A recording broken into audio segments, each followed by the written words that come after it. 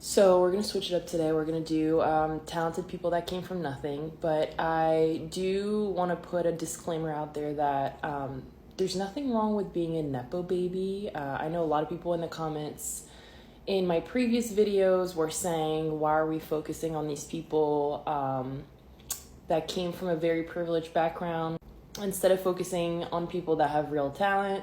First of all, I believe that a lot of nepo babies actually do have talent, and the examples are in my previous videos, but also they can't help that they were born into those families. We shouldn't blame them for that. As long as they do something good with their lives, I think there's nothing wrong with being a nepo baby. Now, moving on to talented people that came from nothing. First, we have Leighton Meester, who was born in a Texas prison while her mom was serving time for smuggling drugs. When she was an infant, she was able to spend 12 weeks in a halfway house with her mother, but then her mom was sent back to prison, and then she went to live her childhood with her grandmother, and now she's worth millions.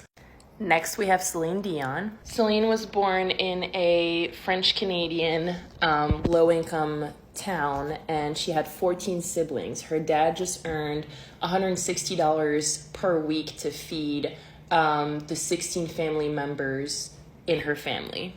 She helped her dad entertain people at the bar that he worked at, and she would sing music, play the piano with him, and she sent a self-composed song to her now music producer, Renee Angelil, and he was so moved to tears by her voice that he signed her on his label, and he has been her manager ever since. They also married later on, and yes, it was grooming 100%.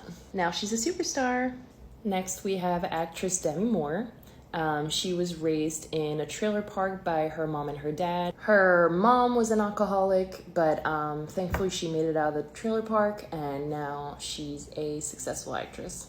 Jim Carrey had a rough start to life. He had to drop out of high school when his dad was laid off and couldn't pay the bills. Carrey worked as a janitor and as a security guard, but his family eventually lost their home and they had to live in a van.